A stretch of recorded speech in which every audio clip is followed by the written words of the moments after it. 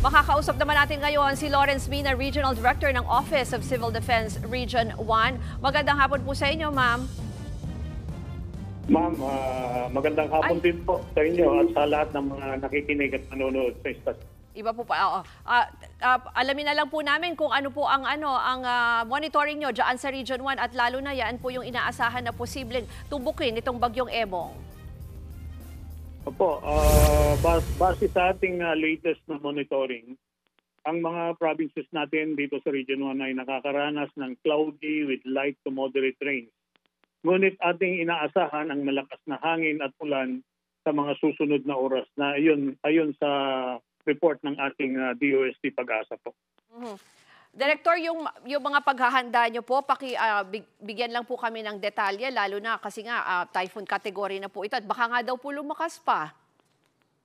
Opo, dati po nang naka-red alert po status natin,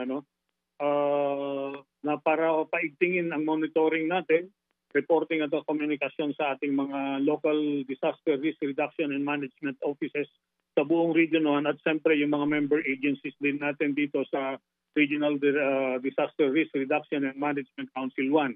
May mga ongoing din na prepositioning ng mga supplies ng mga food and non-food items ng DSWD, mga food packs, hygiene packs na galing din sa opisina namin at mga iba pa na galing sa mga LGUs.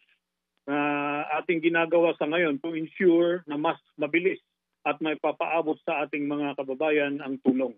Tuloy-tuloy din yung ginagawa nating information dissemination sa mga impormasyon na kailangan malaman ng ating mga kababayan sa pamamagitan ng iba't ibang media platforms po.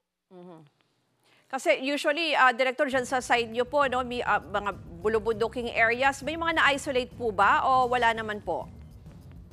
Wala naman pong naiulat na mga na-isolate na galing sa mga landslide kasi wala pa naman pong naiulat ng mga landslide. Mga kayang-kaya naman po na ayusin ng DPWH kung may mga pangkaraniwan lang na nagbumuho. Huli na lang po kasi galing po ata kayo sa meeting kasama si Pangulong Bongbong Marcos. May naging direktiba po ba ang Pangulo sa inyo dyan sa Region 1? Tama po. Kasama po ako doon sa kaninang briefing ng national. Ang direktiba po naman ng ating Pangulo ay tiyakin ang kahandaan ng ating response assets and resources. At kung maaari ay i-preposition sa mga strategic areas na siya namang ginagawa natin. Ito naman po ay atin nang ginagawa kagaya ng sinabi ko at ipapatuloy upang tiyakin yung kaligtasan ng ating mga kababayan dito sa Region 1. Maraming pong salamat, OCD Region 1 Director Lawrence Mina. Mga kapatid, Ruth Cabal po para sa mabilis na pasada ng mga balitang dapat niyong malaman, mag-follow at mag-subscribe sa social media pages ng News 5.